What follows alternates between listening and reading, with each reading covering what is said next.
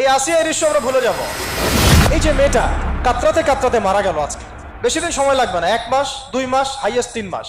এর আগেও বহু ইস্যু আমরা এসেছে ভুলে গেছি, একটার পর একটা এসেছে, একটার পর একটা ভুলে গেছি আমরা। আপনারা দেখে নিয়েন 3 মাসের মধ্যে এই মেয়েটাকে সবাই ভুলে যাবে এবং যাবো ভবিষ্যতে। লিখে নেন আপনারা, এই বাচ্চার কথা কেউ মনে রাখবে না, এই বাচ্চাটার কথা কেউ মনে রাখবে না। 3 মাস পরে, 6 মাস পরে, 1 বছর পরে আরো নতুন ইস্যু আসবে, আরো নতুন পাপ হবে, আরো বড় বড় ঘটনা ঘটবে। এরপরে মানুষ এই বাচ্চাটাকে ভুলে যাবে। এই বাচ্চাটা কি তার মৃত্যু যন্ত্রণা ভুলতে পারবে?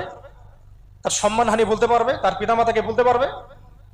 এখন প্রশ্ন হচ্ছে, তার পিতাকেও যদি আমরা জিজ্ঞাসা করি, ইসলামে রেপের শাস্তি হচ্ছে মৃত্যুদণ্ড, আর ব্যভিচারের শাস্তি হচ্ছে অর্ধেক কোমর পর্যন্ত পুঁতে পাথর নিক্ষেপ করে হত্যা করা।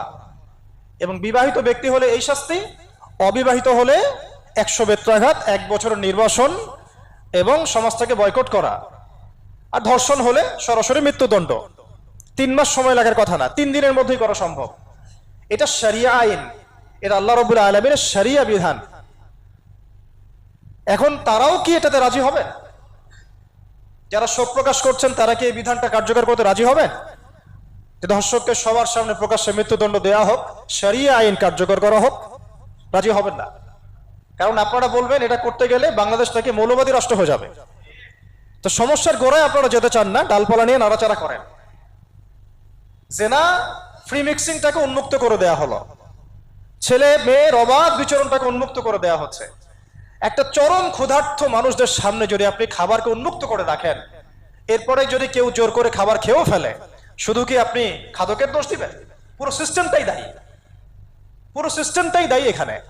আপনি নারী পুরুষকে অবাধ মেলামেশা দিয়েছেন, ফ্রি মিক্সিং এ দিয়েছেন, একদম ছোটবেলা থেকেই, স্কুল লাইফ থেকে, কলেজ লাইফ থেকে, ইউনিভার্সিটি লাইফ থেকে, জব সেকশনে, এমনকি রাজনীতি করতে গেলেও কর্পোরেট সেকশনে, ব্যবসায়িক সেকশনে, অফিস আদালতে, সব জায়গায় ফ্রি মিক্সিংকে অবাধভাবে আপনি উন্মুক্ত করে দিয়েছেন, আমরা উন্মুক্ত করে দিয়েছি।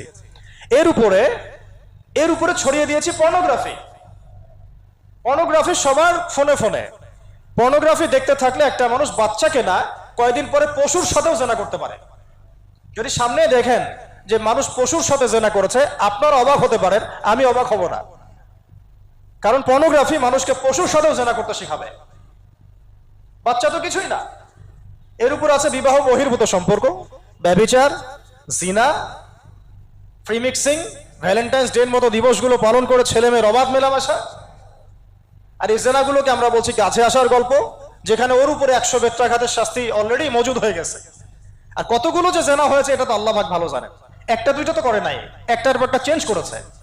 বিবাহিত ব্যক্তি পর্যন্ত অন্যের স্ত্রীর সাথে জেনা করেছে। আর এটা তো ধর্ম তো অনেক বড় বিষয়, ধর্ম তো অনেক বড় বিষয়। এটা তো মানবতা বিরোধী অপরাধ, এটা তো মানবতা বিরোধী অপরাধ। এখন সমস্যা কি এক কেন্দ্রিক? এটা বহুমুখী সমস্যা।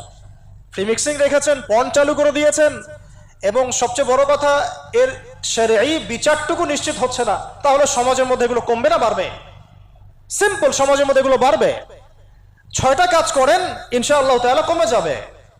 প্রথমত শরঈ পর্দা নিশ্চিত করেন, দ্বিতীয়ত ফ্রি মিক্সিং বন্ধ করে দেন, তৃতীয়ত আপনারা জেনার শাস্তি চালু করেন, চতুর্থত সমকামিতা বন্ধ করেন,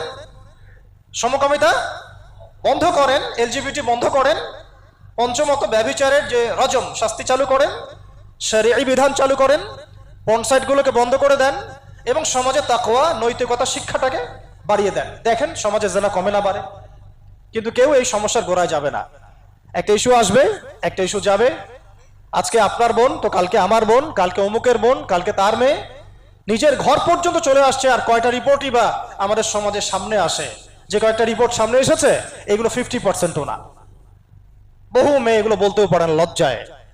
আর আমি তো ওইসব মেয়েদের ব্যাপারে কথা বলা ছেড়ে দিয়েছি, যারা স্বেচ্ছায় নিজের ইজ্জতকে বিলি দেয়।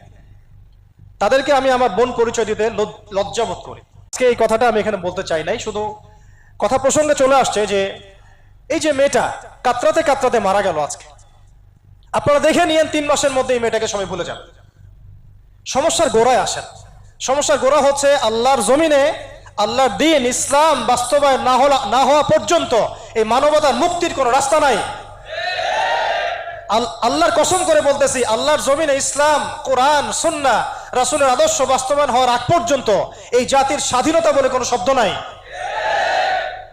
এই মানবতার মুক্তির কোনো পথ নাই। কেউ আমরা স্বাধীন না, কেউ আমরা আমাদের ইনসাফ ন্যায্য অধিকারটুকু পাবো না। কালকে আপনার ঘরে এই সমস্যাগুলো আসলে আপনি এটাকে প্রতিহত করতে পারবেন না। বিচার চেয়ে বেড়াবেন এক মন্ত্রণালয় থেকে আরেক মন্ত্রণালয়ে, ফাইল ঘুরতে থাকবে, আপনার কেস বন্ধ হয়ে যাবে, আপনার বোনের ইজ্জত ফিরে আসবে না। আর রাসূল সাল্লাল্লাহু আলাইহি ওয়াসাল্লামের জামানায় আপনি আমাকে রেপের ঘটনা দেখান কয়টা ঘটেছে? সাহাবীদের জামানায় রেপের ঘটনা দেখান কয়টা ঘটেছে? জেনার ঘটনা দেখান না কয়টা ঘটেছে? ব্যভিচার কয়টা ঘটেছে? চুরি বা কয়টা হয়েছে? কয়টা হয়েছে? ডাকাতি কয়টা হয়েছে? একটা দুইটা রেয়ার আপনি ঘটনা দেখাতে পারবেন। এবং যখন সেই ঘটনা ঘটেছে ইনস্ট্যান্ট দেন এন্ড দেন নবী সাল্লাল্লাহু আলাইহি ওয়াসাল্লাম শরীয়ত আইন বাস্তবায়ন করেছেন। তিনি শুধু মানুষকে তাকওয়ার ওয়াজ নসিহত করেন নাই, বরং আল্লাহর আইনও বাস্তবায়ন করেছেন। এই দুইটা সমানুপাতিক ভাবে চলতে হবে সমাজের মধ্যে। শুধু তাকওয়ার ওয়াজ করে সব বন্ধ করা যাবে না, আইনও বাস্তবায়ন করতে হবে। তখন দেখবেন সমাজ সমান্তরাল ভাবে চলবে, একটা আলোকিত সমাজ বিনির্মাণের দিকে আমরা হাঁটতে পারবো ইনশাআল্লাহ।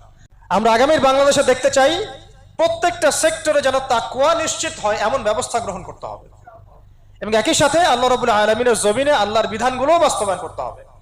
শুধু তাত্ত্বিক কথাবার্তা বলে, দুঃখ প্রকাশ করে, শোক প্রকাশ করে কোনো লাভ হবে না, যতক্ষণ পর্যন্ত না আমরা আল্লাহ পাকের জমিনে তার আইন এবং বিচারগুলোকে বাস্তবায়ন করতে পারবো।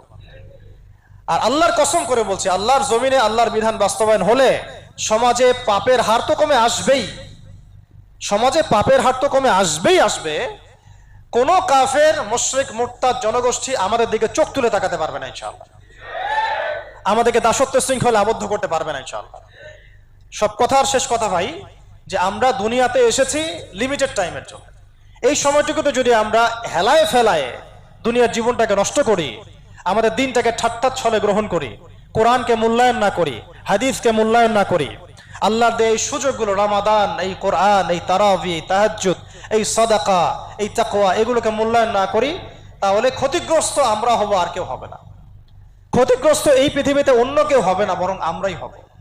আল্লাহ পাক আমাদের সবাইকে পরকালীন চূড়ান্ত ক্ষতি থেকে আল্লাহ হেফাজত করেন, এবং দুনিয়াতে যে ফিতনা, ফাসাদ, এই রাহাজানি চলছে, এগুলো থেকে মুক্তির পথ যে একমাত্র ইসলাম, এইটা বোঝার তৌফিক আমাদেরকে দান করেন।